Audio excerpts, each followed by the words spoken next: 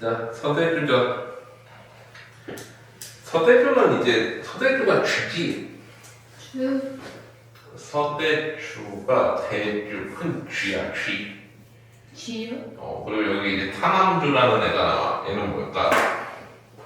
고양이. 다람쥐. 아. 비슷하잖아. 타남주, 다람쥐. 비슷하죠. 비슷하지 않지? 다람쥐. 네, 비슷해요. 이 서대주가 나쁜 놈이야. 그래서 이제 타남주한테 도둑질을 해. 아. 그래서 뭐를 훔쳐와? 알밤이랑 재물을 훔쳐와. 타남주가 모아놨던. 그러고서는 이제 이것 때문에 이제 소송을 걸지. 원님한테 이제 소송을 제기해. 소장을 제기하지. 그래서 원님이 체포해오라고 해. 체포. 끌려오는데 결국에는 누가 이겨? 서대주가 이겨. 어떻게 이겨요? 얘가 그냥 말팔로 유배로. 얘는 집으로 돌아가. 얘 무고죄로. 근데 나중에 사필규정 일은 받은 일로 돌아간다고 해서 이 다람쥐 자손들은 어때? 인간한테 사랑을 받고 이 서대주 자손들은 어떻게 되는 거야? 인간들이 잡아 죽이는 거지. 그래서 이제 우화야. 일종의 우화. 올바른 일을 하고 살아라. 사필규정이다라는 그런 내용이야. 자, 그래가지고 내용을 보면 앞부분 줄거리. 농소지방의 소토산 절벽 아래 살던 서대주의 몰이 쥐떼지. 쥐떼가 겨울나기를 위해 남악산에 사는 타남주, 다람쥐들의 알밤을 훔쳐갔어. 타남주가 다른 다람쥐에게 등불을 환하게 밝히게 하니 좌우에 기물, 주옥, 폐물, 초고, 단필 여러 가지 보물들과 하룻밤 사이에 그게 다 털렸음을 알았다. 상하가 모두 놀라. 다람쥐가 한두 마리가 아니고 이 사람이 떼인 거지. 얘네도. 얼굴색이 달라지고 있는데 한 작은 다람쥐가 허겁지겁 달려와 거였다. 바위 위에 쌓아놓은 알밤도 다 잃어버리고 하나도 남김이 없습니다. 먹을 거 다 뺏어갔다는 거지. 사람주가 이 말에 듣고 뼈에 사무치듯 크게 울부짖어 주옥과 목패 여러 보물들이 아설령 도적을 맞았을지언정 어찌할 것이랴. 하지만 흉년우리에 굶주리는 시점에도 여러 해 걸쳐 쌓아두었던 곡식을 하룻밤 사이에 강도에게 죄다 잃고 말았단 말인가. 이 같은 흉흉한 때에 장차 수많은 족속이 세계화를 지탱하고 공존할 강도를 어찌할 것인가 하고 탄식을 하지. 눈물이 흘러내려 옷깃을 적시니 좌중의 여러 무리들도 슬퍼하고 놀려 입을 감은 채 말이 없는 것이 벙어리 행리와 같았다. 이에 타남주는 다시 한참 만에 말하였다. 내가 들으니 농서 소토산 절벽 밑에 새로 모여든 강도 중에 서대주란 이름난 놈이 도적놈을 불러 모아서 위로는 죽은 현읍 여러 동네들과 아래로는 마을에 부고 서인에 이르기까지 절도하지 않음이 없다. 모든 사람의 물건을 다 훔친다는 거지 서대주라니. 이게 쥐가 실제로 그렇게 하다가 들어가서 막 훔쳐먹잖아. 그래서 그거 얘기하는 거죠, 우화로. 이번에 우리가 물건을 잃은 것도 실로 다른 놈이 아니라 그놈의 소행일 것이다. 특히 원님에게 고소장을 올려서 하나하나 옳고 그름에 따져 밥을 잡고 쉬도록 해야겠다. 자중에 있던 한 늙은 다람쥐가 황급히 말하였다.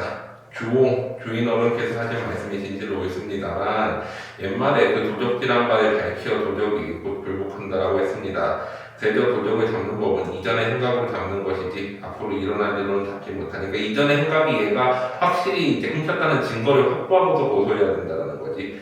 그 도적을 보지도 않고 먼저 고소하는 건 사례에 맞지 않을 듯합니다. 우리들 중 영리하고 판단력 있는 자가 서대주 소굴로 가서 허실을 살펴들은 후에 고소를 하여도 늦지 않을 것입니다. 그래서 사람들은 서대주 소굴에 작은 사람들을 보내서 일단 어때? 확인을 해. 물건을 훔쳐간 거예요. 그 다음에 고소장을 하지. 그래서 원님이 이제 사령한테 자기 이제 부하한테 시켜가지고 서대주를 잡아오라고 명령을 해. 자, 사령이 이제 가가지고 서대주를 잡으러 왔지. 사령이 떠나자고 하니 서생이 말하자. 서생은 여기서 이제 서대주지. 사령은 서대주를 잡으러 온 인물이고. 늙은 놈이 여러 해 동안 병으로 지방에 틀어박혀 있어서 다리에 힘이 없으니 먼 길을 걷는 것이 실로 감당하기가 어렵습니다. 감히 청하건대 노새를 타고 가다가 관아에 이르러서 법대를 잡아들여 주시면 이거 뭐야? 자기한테 혜택을 달라고 얘기를 한 거지. 근데 뇌물을 이미 많이 먹여서 이걸 들어줘. 신라 같은 목숨이 망정 관할까지 가기까지는 보존할 수 있을까 좀 더 잘 모르겠습니다. 사령님의 뜻은 어떤지요? 했더니 사령이 후한 대접을 받았고 뇌물까지 받았기 때문에 어쩔 수 없이 그렇게 하라고 하지. 여기서 이제 그 비판적인 대목들이 나타나지. 당시에 이제 그 부패한 사회상들이 나타나는 거야. 이제 사령들이나 이런 사람들한테 돈 주면 편하게 할 수 있는 그런 것들이 있었지. 서생은 머리를 좋아대고 고맙다고 인사하고 안으로 들어가. 세수 목욕하고는 가는 사람 만권에 옷관자를 대고 정조 탕건간에 막 해가지고 이제 호사를 막 둘러. 이거 왜 그러냐면 나중에 서대주가 주장하는 것 중에 나는 훔치지 않았다, 나 원래부터 부자였다 이거 주장하려고 이렇게 막 부유하게 시장하고 가는 거 첫 번째. 두 번째는 이렇게 하고 가서 그 부유한 물건들을 한 사람씩 나눠주면서 뇌물로 써가지고 거기 옥중에서도 편안하게 있게 되는 어떤 계기가 돼. 그래서 이제 부자처럼 시장을 한 거지. 자, 그래서 옆에 5페이지 보면은 이리 메고 저리 메고 하여 든든히 문단장을 하고 노새를 타고 앉았는데 옷차림이 사치스럽고 화려하여 거동는 기세 상당하여 의젓하고 점잖기가 부잣집의 다재와 같았다.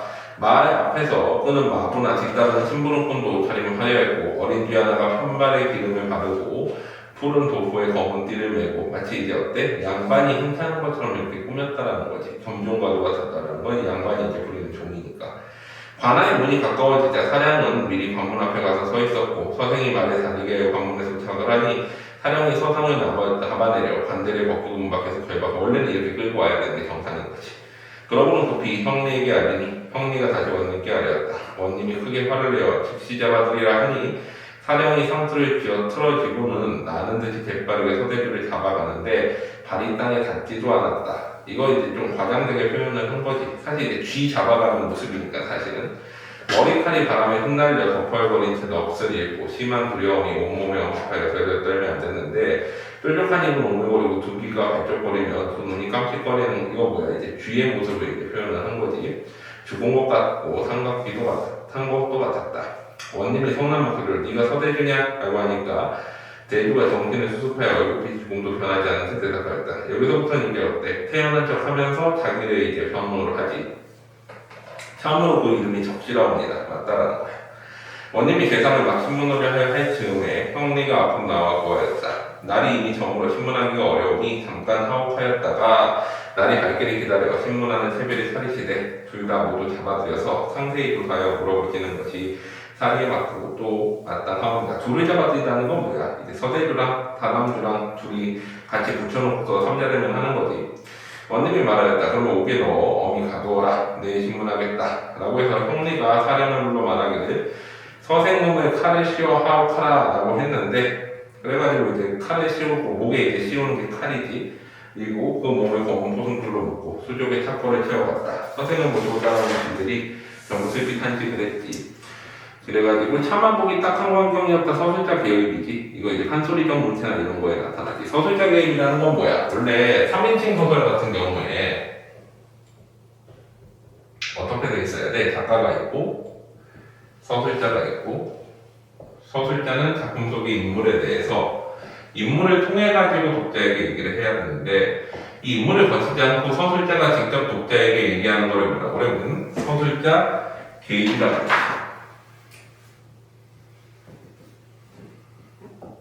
1인칭은 어차피 서술자 개입이 없어. 1인칭 소설은 1인칭 뭐 전실작가 시점이 아니 뭐야 1인칭 주인공 시점이나 이런 건 없는데 서술자 개입은 3인칭 소설에서만 되지. 서술자 개입을 할 때는 보통 어떻게 돼? 첫 번째는 편집자적 논평을 하거나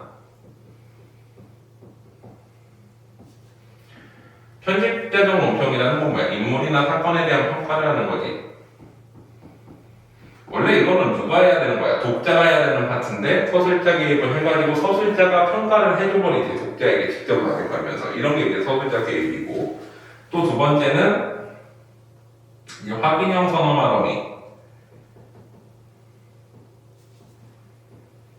이거는 보통 판소리 문체에서 나타나는데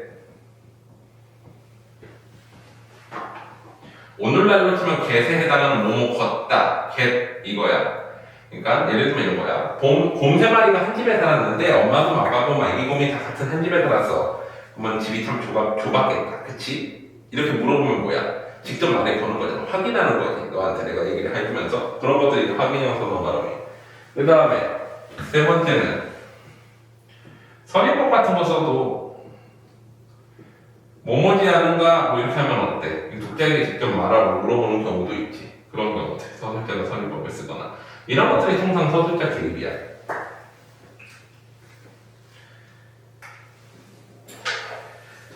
그래가지고 거기 보면 딱한 법령이었다. 자기가 평가를 하지. 사령이 데리고 가서 옥졸에게 넘겨주자. 옥졸이 옥고 옥에 끌어가지고 단단히 가져가서 돈 내라라고 괴롭히니 서대주는 가지고 온 물건들을 옥졸들에게 많이 주었어. 그랬더니 맛이 어때? 이제 하인이 이제 주인을 돌보듯이 그 돈을 받고서 편안하게 해주지. 이것도 이제 비판적인 대상이 되는 거지. 물질적인 걸로 이제 죄를 지은 거를 편하게 있을 수 있으니까. 서대주가 피로에 지쳐 누워있는데 대서라는 건 큰 쥐지, 그 다음에 중서는 중간쥐, 그 다음에 동서는 어린 쥐야. 그래서 큰 쥐가 그 손을 주무리고 중서는 중간쥐가 다리를 안마고 작은 쥐는 그 허리를 밟으면서 대구의 심란한 마음을 위로하고 약간의 대추와 밤등 속으로 시장길을 명쾌하며 밤을 새우니 보는 자가 배를 움켜잡고 웃지 않는 사람이 없었다. 이거는 뭐야? 죄를 지은 사람이 편안하게 지내는 거에 대한 어떤 해학적 인식, 그 비판적 인식이 나타나지. 다음날 원님이 신문할 때 채비를 크게 차리고 둘을 모두를 잡아들여서 동서로 나누어 꼬라붙이고 고소정에 근거하여 크게 꾸짖었다. 변변하지 못하고 조그마한 놈, 이제 쥐를 말하지. 서대주로 내 놈이 간악하기가 매우 심하여 남의 물건을 하룻밤 사이에 모두 훔쳐갔다는데 과연 그러하냐. 사실대로 그대로 말할 것이되 조금이라도 것이 있으면 당장한 엄한 선고를 무겁게 받을 것이다 라고 얘기를 하지. 자, 그래가지고 이제 꼬치를 혼내는 중간 부분 보면은 서대주는 그래서 어때? 자기가 이제 태어난 척 하면서 자기는 공운 있는 가문의 후예이고, 그 다음에 자기가 운수가 별로 안 좋아가지고 또 부인이 죽은 만큼, 이거 뭐야? 동정에 호소하는 오류를 하지.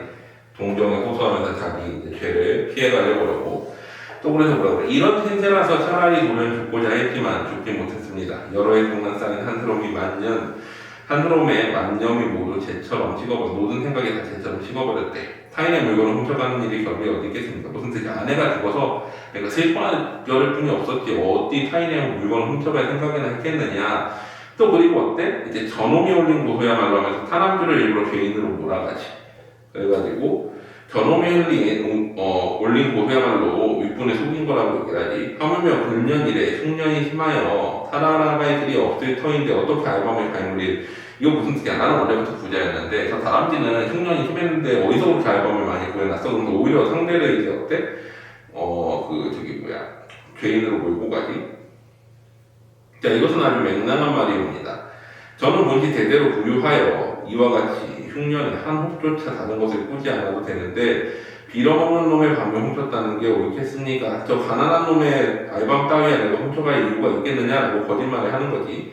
이놈의 평상시 소행을 제가 하나하나 다 알겠습니다. 매년 봄, 여름이 되면 농사 잘 짓는 자들을 널리 보아요.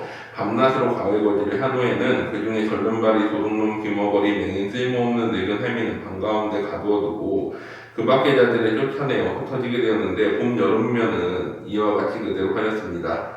그래서 매년 겨울이 되면 방에 가둔 자들을 가을에 떠돌아다니는 거지가 되게 하여 보는 자가 차마 볼 수 없고 들을 수 없는 일을 행하였기 때문에 라고 하면서 어때? 이제 지원해가지고 타남주가 하지도 않는 일을 비판을 하지. 공개하는 바가 있었습니다. 마침 사냥하러 나갔을 때 소토산 왼편 용광산 기슭에서 만나고도 인사조차 하지 않았기에 그 행실에 머리 없음을 아주 심하게 꾸짖었습니다. 거짓말을 또하지. 그 후로 자고의 잘못을 스스로 알지 못한 채 항상 분노의 마음을 품고 사리에 맞지 않으니 터무니없는 말로 저를 벌거며 도리에 어긋난 간악한 송사를 꾀하였으니 세상 천재 이어갖고 맹랑하고 무례한 놈이 어디 있겠습니까 하면서 오히려 욕을 해. 그러고서 이제 자기는 또 대대로 공운이 있는 자손이래. 공운이 있는 가문에. 우리 가문 또 대단한데 어찌 이런 사람한테 소동을 당하겠느냐라고 하면서 또 거짓말을 하는 거지. 자, 그래가지고 얘기를 하니까 서대주가 없어 보여. 고쳐서 여미가 단정하게 꿇어앉았는데 뾰족한 힘이 오물거리고 두 귀가 발쪽거리고 눈이 깜짝거리면서 역시 어때? 이것도 이제 쥐의 모습이지.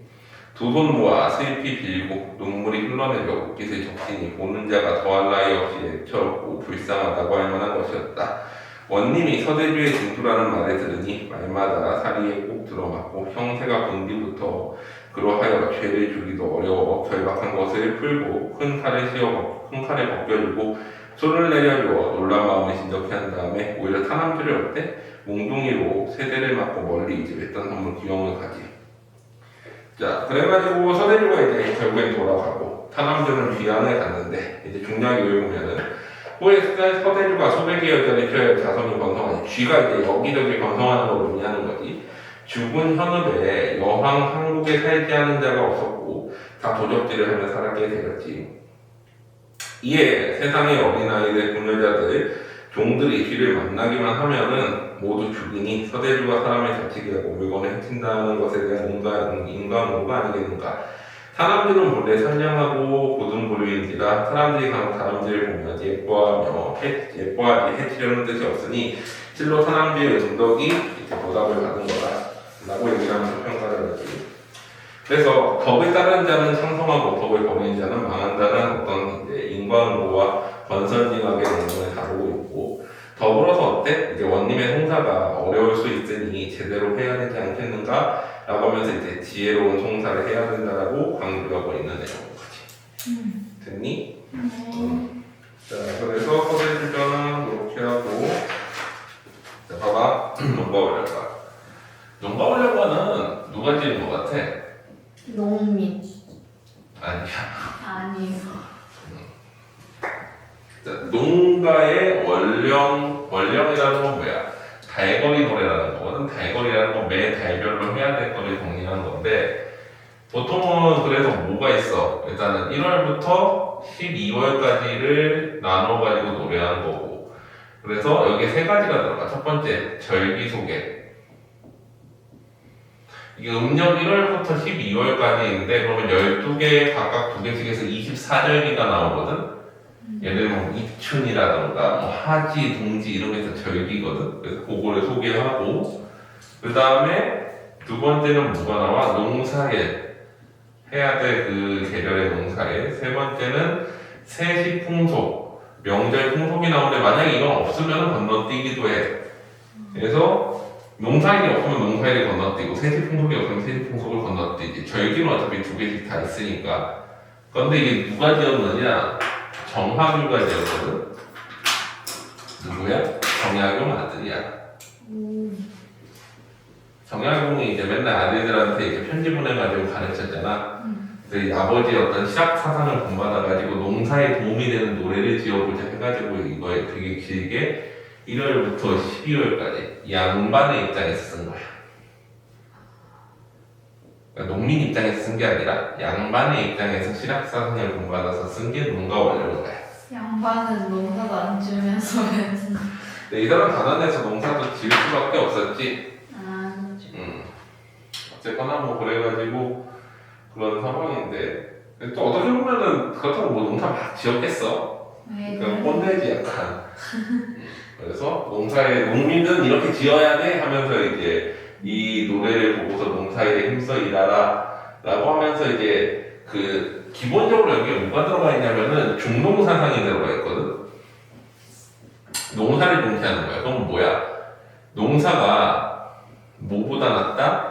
상업이나 공업보다 훨씬 중요하다라는 사상이 들어가 있어, 기본적으로. 그래서 뒷부분에 보면은 농사나 지어라 이런 거 하다가 망한다 이런 느낌인 거야.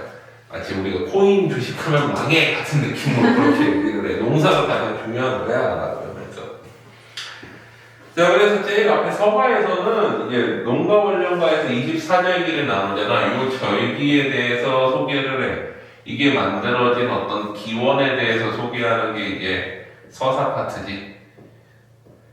여기다 플러스 해가지고 1월부터 12월령까지가 들어가 있고, 여기 12월령에 플러스해서 결사가 들어가는데 이걸 12월령에 포함시키기도 해. 그래서 니네 수능특강에 나온 건 12월령에서 결사까지 파트야. 그래서 전체 내용이 한 10분의 1 들어가 있는데 이게 나머지가 10배라는 거지. 그래서 그거를 앞부분부터 해서 조금 한 1, 2월령까지 한 다음에 12월령 넘어가서 뒷부분 하고 나머지 중간은 만약에 나오면 하자. 자, 그래서 일단 내용을 보자. 자, 거기 보면 천지조판, 하늘과 땅이 만들어질 때 일월 성신이 비추거다. 일월, 해와 달과 별들이 있어. 이게 이제 해와 달과 별이 있어서 이제 우리가 시간을 재게 된 거지. 우리가 보통은 해를 기준으로 만드는 걸 뭐라 그래? 태양력이라고 그러지. 그리고 달을 기준으로 만드는 거를 태음력이라고 그러는데, 보통은 그래가지고 음력에서 한 달은 이걸 가지고서 하고 1년은 이걸 가지고서 낮과 밤의 길이를 져가지고 만드는 거지. 그래서 1년에 원래 이제 한 달 음력으로 이제 365일을 잡아버리면은 이 음력 한 달이 좀 365일과 안 맞잖아. 그래서 윤달을 넣어가지고 이걸 조정해가면서 어때? 1년 12개월을 조금씩 조정해가면서 음력과 태양력을 맞추는 거야. 그게 이제 옛날에 썼던 방식인데, 그래서 거기 보면 1월 해와 다른 도수가 있고, 성신 이제 별들은 전차 앞과 뒤가 있어서 1년 360일, 음력으로는 1년을 360일로 잡고 5일씩을 어떻게 윤달에 넣은 거지. 제 도수, 제 이제 시기에 돌아오면 동지, 하지, 춘추부는 일행으로 추측하고, 이거는 무슨 뜻이야? 우리가 해가 제일 긴 때가 언제야? 하지지. 이게 낮이 제일 긴 때야. 그리고 동지는 어때? 밤이 제일 길 때지.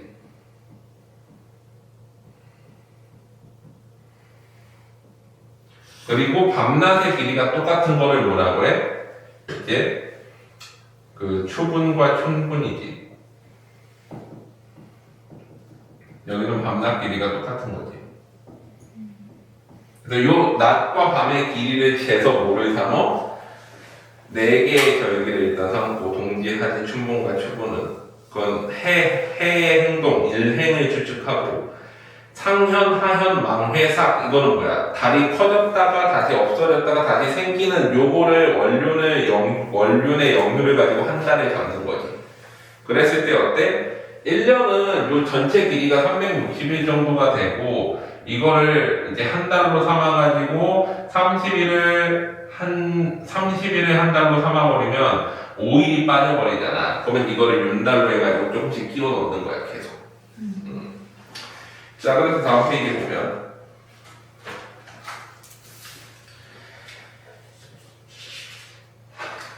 근데 이러하게 대지상의 동서남북, 이제 큰 대지 위에서 조금씩 다르지, 계절이.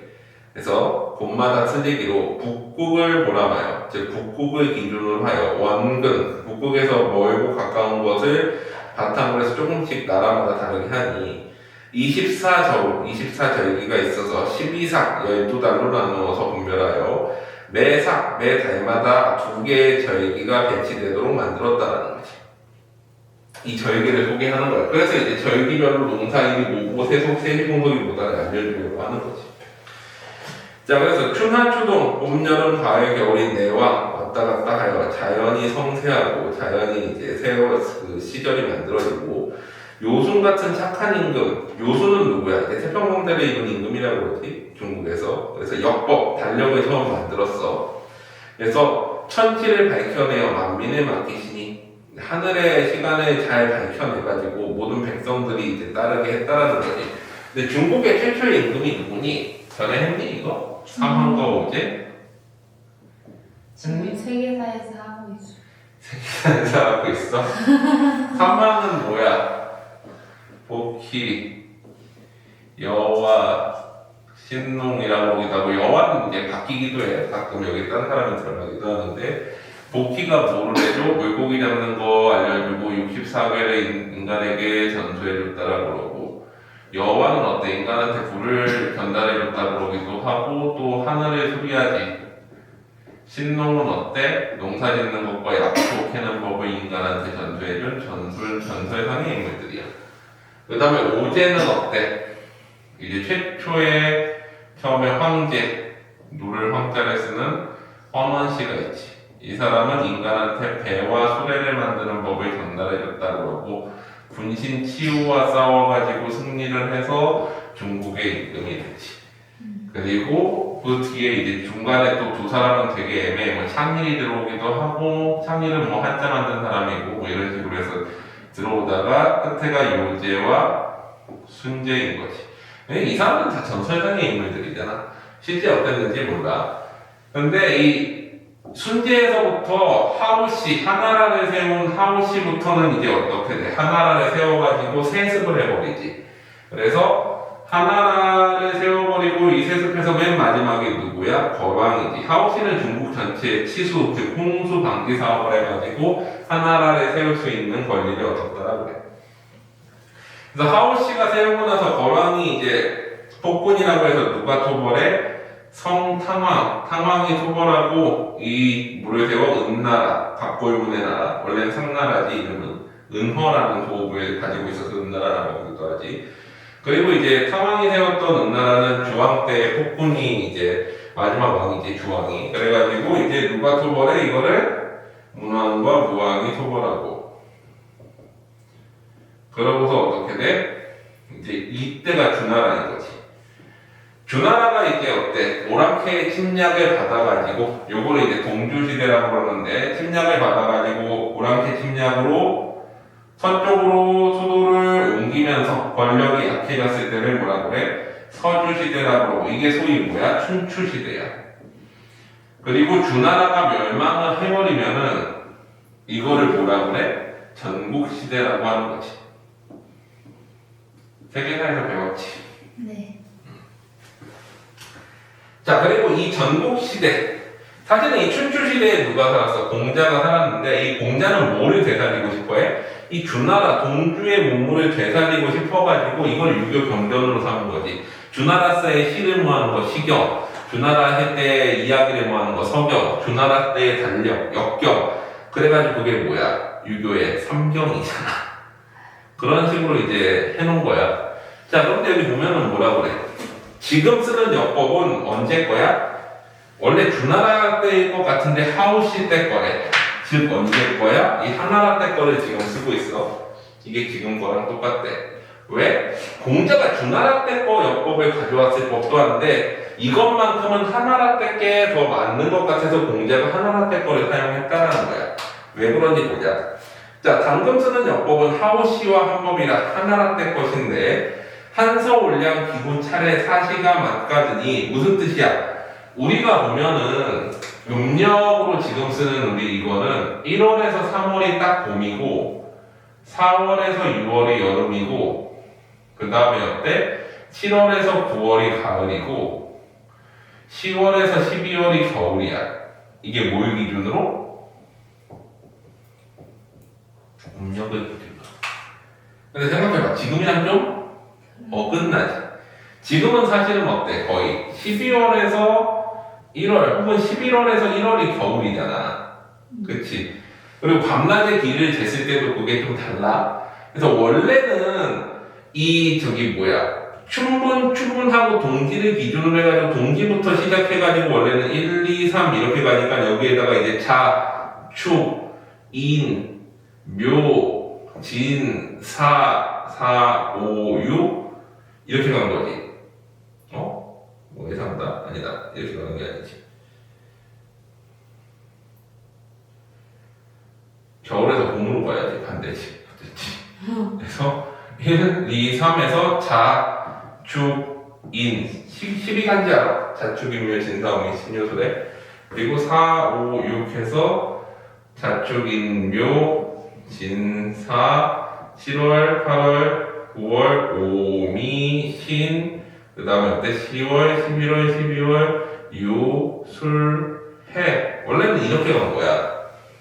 그래서 1월이 언제였어? 딱 동지부터 시작하는 이런 개념이었단 말이지. 근데 이게 어때? 그러면 봄이 1월이 아니잖아. 애매하지. 그래서 원래는 이렇게 했었는데 이걸 여기서부터 잘라가지고 여기서부터 1, 2, 3 잡으면 봄 딱 나오잖아. 이게 하나라서 쓰던 거야. 그래서 거기 보면 뭐라 그래? 자, 하우시와 한법이라 한서울령 기후 차례가 사계절에 딱 맞으므로 공부자는 공자를 의미하지. 공자께서 취하신 것이 하나라 때의 것을 취했어. 원래 공자는 주나라빠거든. 주나라만 엄청 이제 신뢰했던 사람인데 이것만큼은 하나라 걸 했다라는 거야. 그래가지고 잠깐만 중간에 빼먹었구나. 그래. 어쩐지 좀 이상하다. 봐봐. 거기에 보면 요술 같은 착한 임금이 역법을 만들어서 천시를 밝혀 만민을 맡기시니 하우시 500년은 인월을 세수로 했대. 인월이 어디야? 여기 보면 세수라는 건 그 해의 머리라는 뜻이니까 하나라는 여기서부터 1월을 셌어. 그래야 봄여름과 겨울이 딱 맞지. 근데 주나라는 어떻게 한 거야? 주나라 800년은 자월 여기서부터 됐으니까 봄여름 겨울이 안 맞는 거야. 1, 2, 3월 했을 때 봄이 안 나오지. 그래서 공자가 말하기를 봄이 1월에 시작하는 게 좋을 것 같아 라고 해가지고 하나라 거를 다시 써서 자월부터 해서 1월을 잡았다 라고 얘기를 하는 거예요. 그게 지금 우리가 쓰고 있는 음력인 거고, 물론 지금은 양력 쓰고 있지. 자, 그래가지고 25페이지에 보면은 여기서부터 이제 뭐야? 앞에는 쭉 이제 24절기에 대한 내용이고 1월령, 정월이라고 그러지 1월을. 그래서 1월부터 해서 12월까지가 쭉 나오는데 내용 자체는 그래. 제일 처음에 이제 세 줄은 뭐야? 절기 소개. 자, 음력 1월에는 뭐가 있어? 입춘과 우수라는 절기가 들어가 있는 거지. 또 뒤에 한번 봐볼까? 뒤로 넘겨봐. 쭉 넘어가서 28페이지 2월에는 뭐라고 그래? 정칩과 춘문이라는 절기가 들어가 있어. 28페이지에는 이런 식으로 매 달마다 절기가 2개씩 들어가 있어서 24절기가 들어가 있고, 또 이 1월을 부르는 이름이 따로 있는 거지. 자, 1월은 뭐라 그래? 1월 여기 이거지. 맹춘이지. 맹춘이고 뭐가 있어? 거기에 보면은 1월은 맹춘이면서 입춘과 우수에 대해, 입춘이라는 건 봄으로 들어간다는 뜻이잖아. 그리고 우수 이렇게 되는 거지. 그 다음에 2월은 또 뭐라고 써 있었어? 아까 28페이지에 보면은 그 2월에 부르는 또 다른 말이 있지. 중춘. 중춘이면서 또 무슨 절기들이 있는 거고, 3월에 또 부르는 말이 있는데 보통 맹춘, 중춘, 만춘 내지는 또 다른 말로 쓰기도 하거든. 모춘, 점을 모자를 써가지고. 그래서 이렇게 세 개를 합쳐가지고 뭐라고 불러? 삼춘이라고 불러. 뭐 그 다음에 이제 여름 세 개는 뭐라고 그래? 삼하라고 하겠지.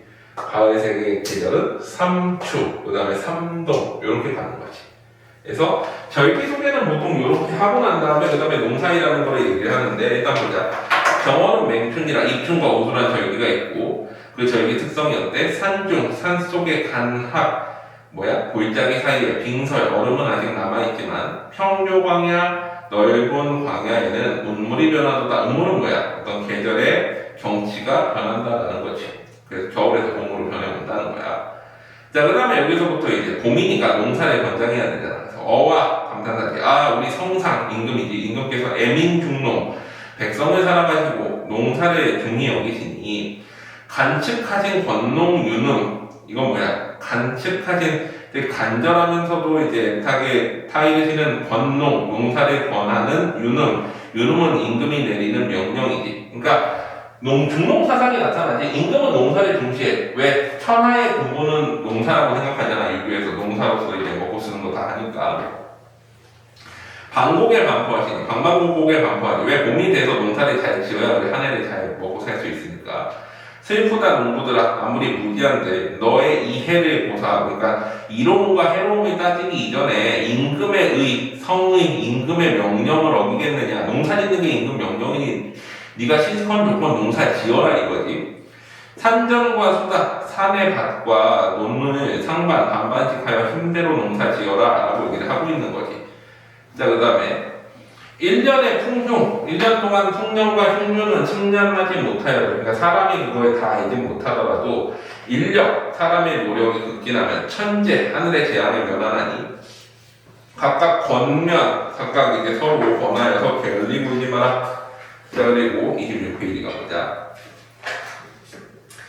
1년지계, 1년 동안의 계획을 할 때 농사 계획은 제춘, 봄에 있으니, 그러니까 봄에 농사 계획을 세워야 된다는 거지. 범사를 모든 일을 미리 하고, 봄에 만일 실시 때를 잃어버리면 종년일이 낭패되네. 그 한 해의 일이 모두 낭패가 된다는 거지. 그래서 농기를 다스리고 농기구를 잘 준비하고, 농우 또 소를 살펴 먹이고, 제거름을 재워놓고, 제거름을 섞어가지고 이제 저거 만드는 거지. 비료를 만들고, 일변 한쪽으로 실어내요. 또 맥전, 보리밭은 이제 보통 어때? 보리는 이제 쌀 수확하기 전에 겨울에 심어서 먹는 거지. 거기에 이제 비료를 해야 되는데 쌀 그 수확할 그러니까 그 변홍사일 때 비료가 더 중요하니까 그 보리밭에는 뭐 하는 거야? 오줌을 또 비료로 썼지. 그래서 오줌 뿌리는 거를 한 해 전보다 더 힘써 하라 라고 하면서 이제 농사하는 것들을 쭉 얘기를 하지. 또 그 다음에 늙은이는 근력이 없어서 힘이 없어서 힘든 일을 못하여도 낮이면 이영없고 반면 새끼를 꼬아서 때미쳐 집 이으면 큰 근심 덜리로라. 이게 농한기잖아. 겨울은 농사가 그래도 어때 좀 바쁘지 않은데 너무 추울 때는 또 일을 못하니까 봄이 시작할 쯤 해가지고 뭐 하라는 거야? 집 이으라는 건 지붕, 초가 지붕을 새로 만들어서 씌우라는 거야. 자, 그 다음에 실과나무, 과일나무에 벚꽃 깎고 거기 보면 이제 껍질을 깎아서 그 사이에 돌을 끼워 놓으면 열매가 많이 걸린다는 속설이 있으니 그것도 해보고, 또 정조나 민영시에 시험조를 해보라. 그러니까 정조나 민영시 이렇게 하면 효과가 있다라고 하니 그것도 해보라고 이런 비법들도 알려주지. 그 다음에 또 27페이지에 보면 며느리는 잊지 말고 소국주, 이제 곡화수를 이제 밑탈에서 걸러가지고 삼춘백화지. 삼춘은 뭐야? 봄을 의미한다고 그랬지. 봄에 꽃이 막 폈을 때 꽃 앞에서 한번 술 마시면서 취하여 보자 라고 또 얘기를 하지. 그 다음에 또 여러 가지 얘기를 또 해 농사 관련된 상원은 거기 보면 특정한 날이지. 그날의 달을 보면은 가뭄과 홍수를 알 수 있대. 수한을. 그래서 늙은 농부는 경험을 통해서 대강을 짐작하니 그것도 한번 살펴보고, 이렇게 얘기하면서 이제 끝나죠. 여기까지가 농사일이야. 앞에 절기 소개하고 1월에 해야 될 농사일들 쭉 소개했지. 그 다음에 이제 뭐 나오겠어? 명절 풍속이 나오는 거야. 1월달에. 1월하면 뭐가 나와? 세배해야지. 설날이잖아. 그래서 거기 보면 정초, 이제 새해 처음에 세배하면 돈후한 인정이 두터운 풍속이라 서로 인사하는 거지. 세배하면서 새해 이벽을 떨쳐 있고 설빔이라고 하지. 설날 있는 새해 한복을 설빔을 입고 친척과 주변 이웃들을 서로 찾아다니며 남녀노소 아동까지 3, 3, 5 짝을 지어서 다닐 적에 와삭보석 울긋불긋 음성상징어지. 와삭보석은 뭐야? 이제 소리 나는 거지. 새옷이 옛날에 이제 스치면서 소리 나는 거랑 울긋불긋 여러 가지 이제 색깔을 표현한 거지. 물색이 번화하다.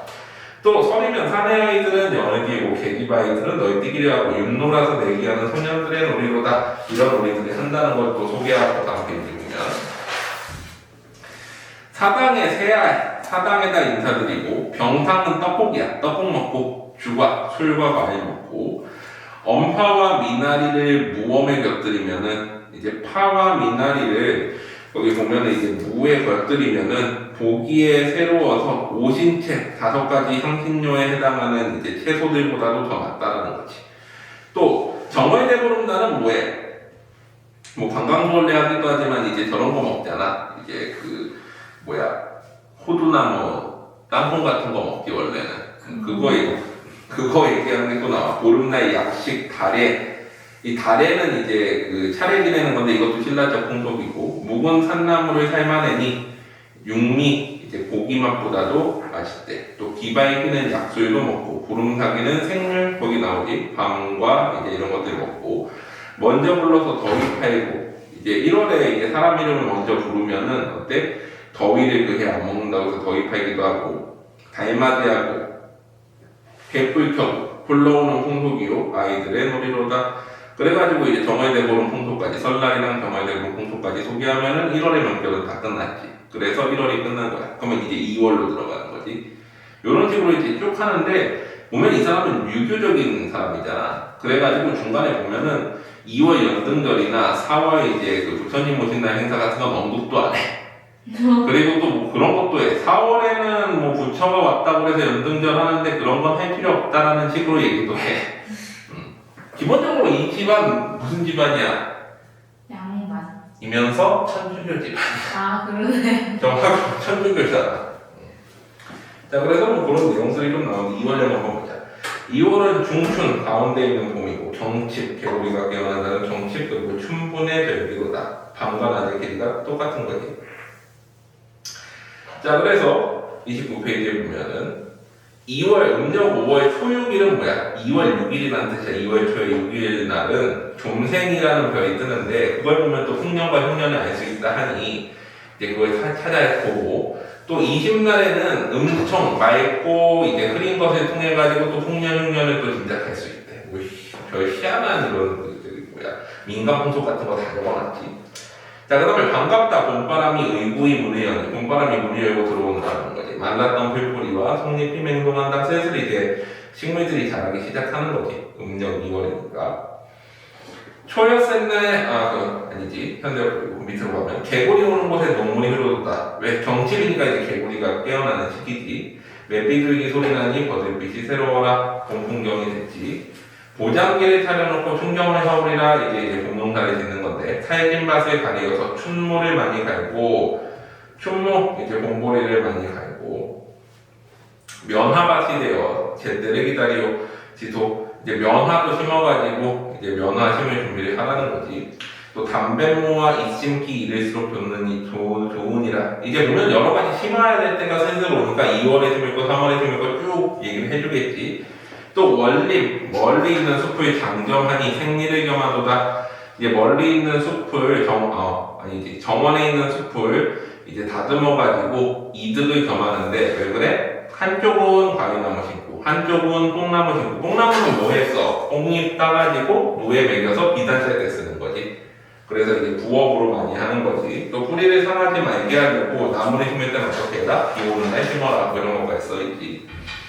소나무 가지 찍어다가 울타리 새로 만들고 장원도 수축하고. 개천을 쳐올린다는 건 여름에 이제 개천이 넘칠까봐 개천 바닥에 이 쌓여있는 이제 뭐 찌꺼기 같은 걸 다 파가지고 올리는 거야.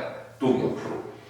또 그리고 안팎에 쌓인 건볼, 이제 겨울 되면 풀이 닳았다가 다 죽어가지고 이제 노랗게 해가지고 깔려있잖아. 그거 다 이제 걷어내가지고 어때? 불 놓아가지고 젤을 만들면은 그거를 이제 거름이랑 섞으면은 비료가 되지. 또 가축도 6가축, 6축은 다 못 키워도 4가지 가축은 키우라는 거지. 우마, 개견, 소와 말과 닭과 개는 좀 키우면 좋겠다. 또 씨암탉 2-3마리 있으면은 아이도 먹을 수 있다. 뭐 얘기를 하고 있는 거야. 그 다음에 산채. 산나물은 아직 안 자라. 3월에 가야 자라. 그래서 들나물이 자라야지. 뭐 냉이나 쑥 같은 게 2월달에 자라니까. 고들빼기, 쓴박이, 소로장이, 물쑥 뭐 이런 것들을, 또 달래와 냉이꽃 이런 것도 먹고. 본초강목이라는 구급방이잖아. 본초강목은 뭐야? 이제 약초 캐는 책이지. 그거 참고해가지고 여러 가지 약초를 캐놓으면은 이제 거기 보면은 캐야 될 약초들 이름이 쭉 나오지. 뭐 창백효, 당귀 뭐 이러면 낱낱이 기록하고 때에 맞춰서 키워보면은 촌각, 이 시골집에 기구 없이 값진 약을 쓸 소냐? 가난하니까 어때? 약을 쓸 수 없을 때 그거 쓰면 된다라는 거지. 2월은 근데 유교나 이런 데서 보면 이제 저기 없지. 원래는 2월달에 연등절이 있는데 불교 행사는 아예 안 적으니까. 그래서 행사가 없으니까 뭐가 빠졌어? 세희풍속이 빠졌지. 농사일만 남은 거야. 이해되지? 자, 그 다음에 3월로 가보자. 3월은 모춘, 저무는 봄이래. 청명과 고구라는 절기가 있고. 자, 그 다음에 춘일은 재앙하여. 봄날이 이제 양기가 가득하여서 따뜻해져서 만물이 화창하고, 백화는 남아, 모든 꽃이 이제 남아나고, 새소리는 갖가지 새기고, 당전, 집 앞에는 쌍제비, 제비가 날아들어오지. 또 꽃 사이에는 봄나비, 호랑나비가 날아다니고, 미물도 특시 때려서서 자락, 스스로 즐거움이 사랑스럽다. 이 절기 소개를 좀 이렇게 했지. 그래서 봄이 드디어 왔구나. 3월이 이제 봄이 가득한 해구나. 그때구나 하는 거 알 수 있지. 자, 그 다음에 보면 한식날에 성묘하니 백양나무에 새잎이 나고 우로가 감창하여. 이제 비와 이슬이 내려가지고 주가로나 펴오리라. 이제 술과 가을로 이제 어때? 그거를 즐긴다라는 거지. 술과 가을로. 다음 페이지 보면 농부들이 이제 일할 것들을 쭉 또 얘기해줄게. 농부들의 힘든 일이 가래질이 첫째인데, 점심밥을 충분히 먹고서 때 맞춰서 배불려서 일군 처자와 권속들, 모든 가족들이 따라와서 같이 먹고서 농촌 일을 하자는 거지. 농촌의 후한 풍속을 두각을 아낄, 두국을 아낄 수 지금 열심히 먹어야 일을 한다는 거지. 일할 게 많으니까. 뭐 해야 돼? 그 밑에 써있지. 물꼬리 깊이 치고, 도랑을 밟아 물을 받고, 또 한편에 목판하고, 그나마 삶이 하니, 날마다 2-3번씩 부지런히 살펴보소. 자, 이거는 원래 모내기라는 게 어떤 거야? 옛날에는 집합법을 썼지. 한국사에 보면 집합법이라는 건 뭐야? 벼씨앗을 논에다 직접 뿌리는데 그러면 수확량이 떨어지잖아. 그러니까 어때? 모판에다가 조그만 모를 씨앗을 이렇게 주면 여기 쫑쫑쫑쫑쫑 이렇게 나지. 나면 나중에 얘를 다시 어디로 옮겨? 논에다 옮기는 걸 모내기라고 하는 거잖아. 아직 모내기 할 틀은 아니고 뭐 하는 거야? 모판에다가 이제 씨를 뿌리는 단계인 거지. 그러면 논에는 아직 뭐가 있어? 보리가 있겠지. 보리를 수확하고 거기다 물 채우고 모내기를 하는 거야, 원래는. 그래서 거기 보면 약한 싹을 세워내던 어린아이를 보호하다. 백곡 중에 논농사, 쌀농사가 가장 최고이니 범연이, 이제 범상이 아무렇게나 못하리라고 얘기를 하지. 그 다음에 이제 포전, 개울가에는 서소, 기장과 돌을 심고, 산밭에는 두택, 홍과 팥을 심고, 들깨물 일찍 꽂고, 삼농사도 하고, 좋은 시가 되어서 고루를 경환하고, 보리밭 메어놓고, 본논을 베어두소. 이거 무슨 뜻이야? 이제 보리 수확하고 나서 논에다가 물을 채워놔라. 이제 모내기 다음 달에 해야 되니까 그런 거지. 또 그 다음에 옆에 보면은 들농사 하는 김에 치포도 아니할까 그래가지고 또 나머지 채소 농사 얘기도 하고 있지. 울타리 밑에는 호박, 처막가에는 밭, 담 근처에는 동화, 가지 뭐 이런 것들 다 이제 심어놓고 무, 배추, 아욱, 상치, 고추, 파지, 파마늘 뭐 이런 것까지 전부 다 심은 다음에 개바자, 개와 닭을 막아주는 울타리까지 쳐놓으면은 자연이 무성하니라. 또 외밭, 오이밭이라는 뜻이야. 오이를 줄여서 외라고 그러지. 우리 참외가 원래 오이 친척이어서 참외라고 그러는 거야. 오이밭은 따로 하여 거름을 많이 하고 농가의 여름 반찬으로 오이가 최고라는 거지. 또 뽕눈을 살펴보니 누에날 때가 되어서 어때? 누에가 나면은 이제 뽕잎 따다가 먹여가지고 어떻게 비단 짜야 되니까. 그래서 어와 부녀들, 여자들은 잠농에 전심하소. 이제 누에 치는 것에 전심해라. 왜 비단 뽑아내가지고 이제 파는 게 가장 이제 중요한 소득원 중에 하나니까. 잠실이라는 게 우리 송파구 잠실동이 원래 거기 이제 누에 치는 곳이 있어서 잠실인 거야, 이름 자체가.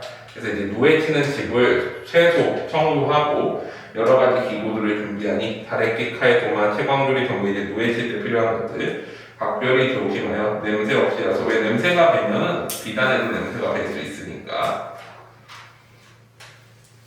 여기까지가 이제 농사일이고 그 다음에 세계공성 나오겠지? 아니다. 농사일이 또 나온다. 자, 봐봐. 한식을 전후하여 3, 4일에는 과목, 과일나무에 덧붙이기를 해야 돼. 그래가지고 여러 가지 과일나무들 쭉 열거하고 그 다음에 또 어때? 매화는 이제 취미로 한번 키워보라고 또 나오지. 그 다음에 그 밑에 보면 또 장 담그는 일도 나오지. 인간의 유기나질이 장 담그는 정사로다. 그러면서 이것저것 장들도 담그고. 그 다음에 지난번에 이제 산나무는 캘 때가 아직 안 됐다고 했으니까 산나무를 캐야지. 그래서 전산, 앞산의 비가견이 살찐 상체, 산나무들을 캐오리라 하면서 산나무들 쭉 캐고 이제 이게 좋은 안주가 될 수 있다 라고까지 얘기를 하지. 이러고 나면 이제 4월령으로 넘어가는 거지. 그래서 이런 식으로 쭉 이어져. 그래서 한번 읽어보고 이제 뒤로 가자. 원래 나오는 12월령으로 가자.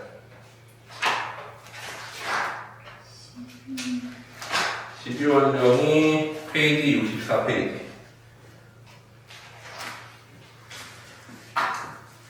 자, 그래서 12월은 맨 마지막 개동이라고 부르지. 12월은 개동이고 소한과 대한이 있는 절기로다.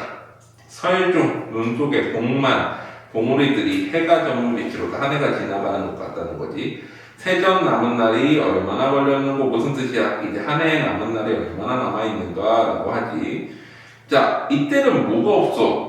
농사일이 없어. 그래서 농사일이 안 나오고 주로 이제 명절 준비하는 내용만 쭉 나와. 왜? 우리 1월에 보면 명절이 많았잖아. 그러니까 그거 준비하는 내용들만 나와.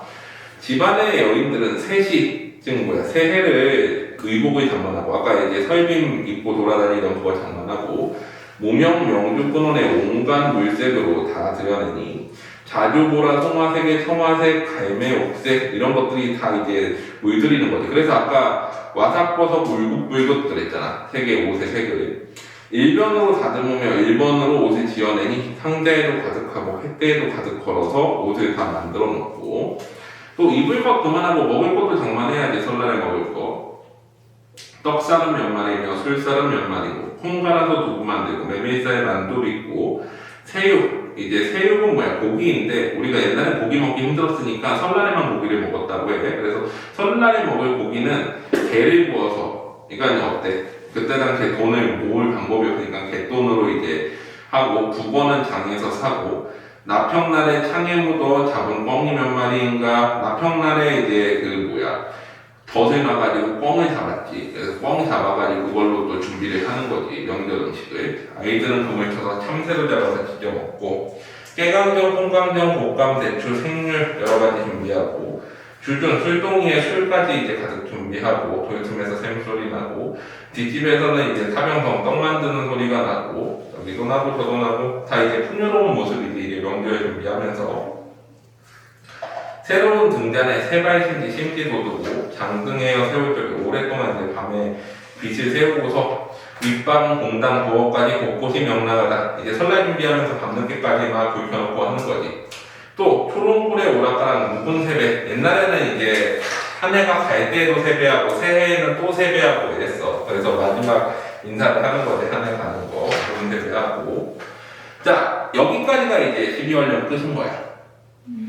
그래서 이제 묵은 세배하는 것뿐이 없지. 사실 농사에 거의 없고 묵은 세배하는 거랑 이제 설날 준비하는 거 12월은 별로 할 게 없잖아 농사의 자체가.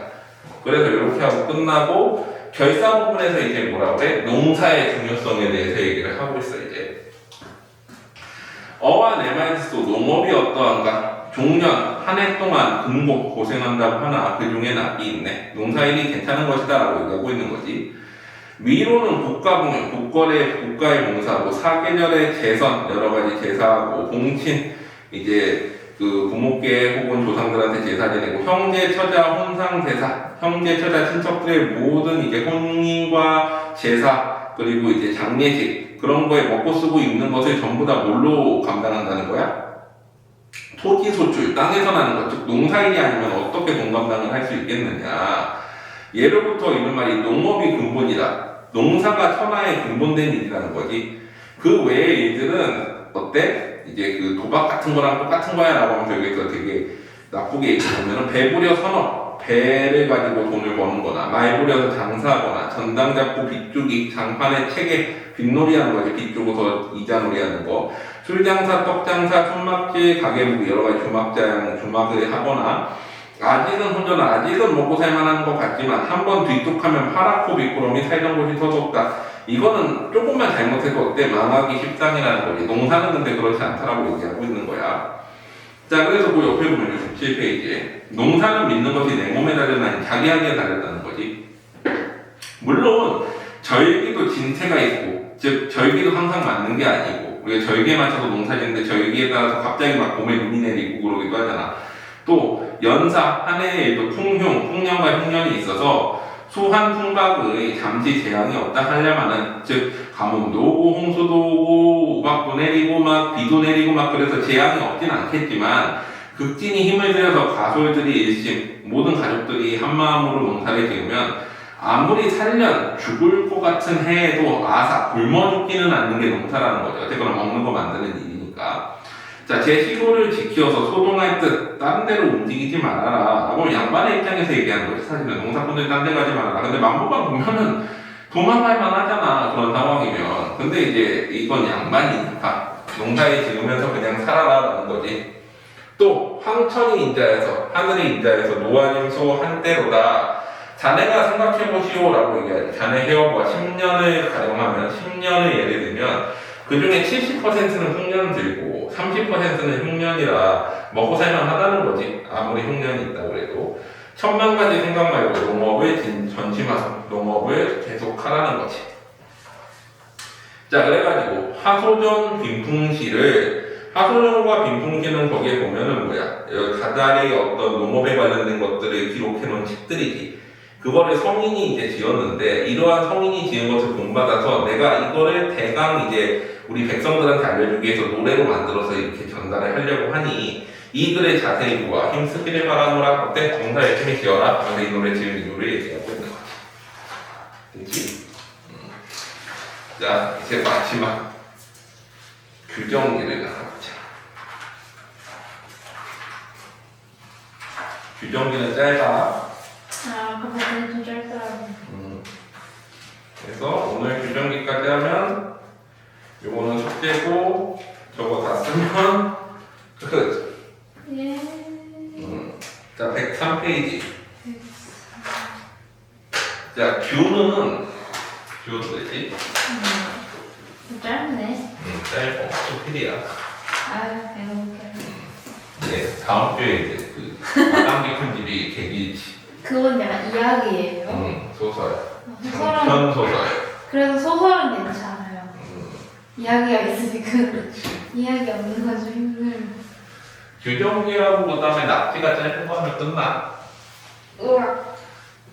그 모의고사 에서 뭐 하나 나오는데. 에서도 뭐 나온다 그랬는데 뭐 나올지 모르겠어. 그건 나오면 그때 보자. 자, 규는 해바라기 글자야. 해바라기 정자.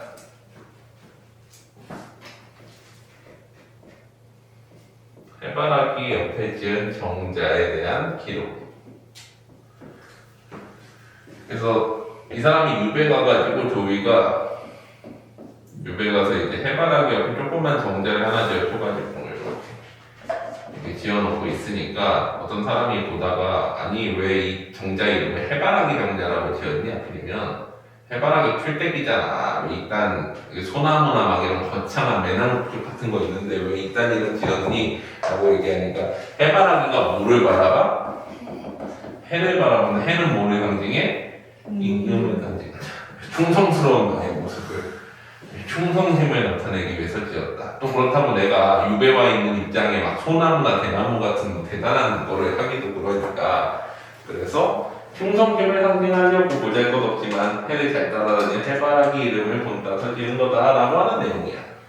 그래서 내용을 보면 내가 의주로 비양간 이듬해 의주는 평안도 제일 끄트머리 북쪽 새든집이 낮고 좁아서 더욱 덥고 답답하면 참을 수가 없어서 여름철에 그래서 때 정자를 하나 지은 거지.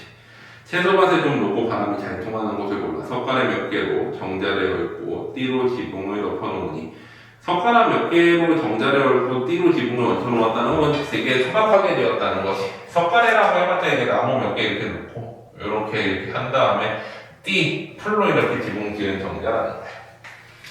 대여섯 사람이 앉을만 했다. 옆집과 나란히 붙어서 외자도 떨어지지 않을 정도로 이제 좁은 곳에다 만들어놨는데 채소밭이라고 해봐야 폭이 겨우 8발인데 단지 해바라기 수십 포기가 푸른 줄기에 부드러운 잎을 훈풍에 나눠끼고 있을 뿐이었다.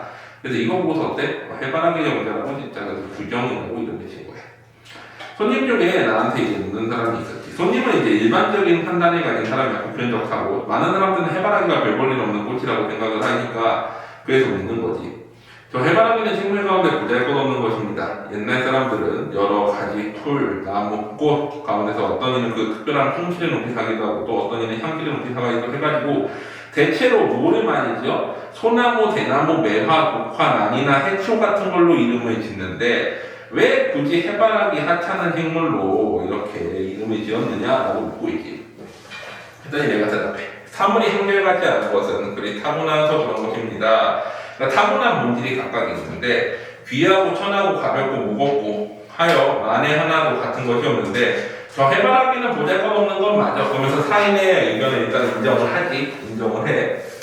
자, 그래가지고 사람으로 비하면은 더럽고 변변치 못하고 이보다 못한 것이 없는 것 같고 별로 대단할 게 없는 식물은 맞아. 특히 소나무, 대나무, 매화, 독화 이런 것들은 어때? 대단한 식물들이지 않느냐. 그러면서 이제 얘기를 하는데 나는 지금 어때? 쫓겨나가지고 여기 와 있다. 사람들 잡고 가지 못하고 유배 와 있는데 그래서 어때? 해바라기와 같은 처지이다. 내가 뭐 소나무, 대나무에 빗댈 만한 것이 되겠느냐. 그러면 비웃음거리면 되지. 이런 뜻이지. 버림받은 사람으로서 천한 식물로 짝하고 먼 데서 찾지 않고 가까운 데서 취하였으니 어차피 뭐 정계역에 해바라기도 있으니 이런 뜻이야. 그래서 나는 이 이름이 맞다고 생각한다. 더구나 어때? 그 밑에 보면은 해바라기는 해를 따라서 그 위치에 따라 기울어진다. 이건 뭐야? 충성을 상징한다라는 거지. 그래서 내가 갖춰야 될 어떤 그 마음가짐이나 뜻을 이제 얘기를 했기 때문에 옛날부터 나는 이렇게 충성을 가진 신하가 되는 것을 흠모해 왔던 터라서 해바라기 정자라고 이름을 지은 거다라고 대답을 하는 거지. 전체적인 내용을 보면. 자, 이런 두 가지 아름다움이 있는데 두 가지 아름다움은 뭐야? 일단은 기본적으로 처음에는 충성심을 지키는 거고, 두 번째는 자기 분수에 맞는 식물이라는 거지. 자, 그래가지고 다른 이제 이름을 지을 이유가 있겠습니까? 라고 하면서 얘기를 하니까 손님이 나는 하나는 알고 둘은 알지 못하였는데 근데 정자 이야기를 보니 더할 것이 없어졌소. 인정을 한 거지. 아, 규정 잘 지은 거네. 그래서 이제 돌아갔다 라는 얘기야. 됐지? 그래서 여기까지. 뭔 소리 하는지 모르겠어. 두 가지가 있는 거지. 충성심 플러스 분수에 맞는 곳이라는 거야.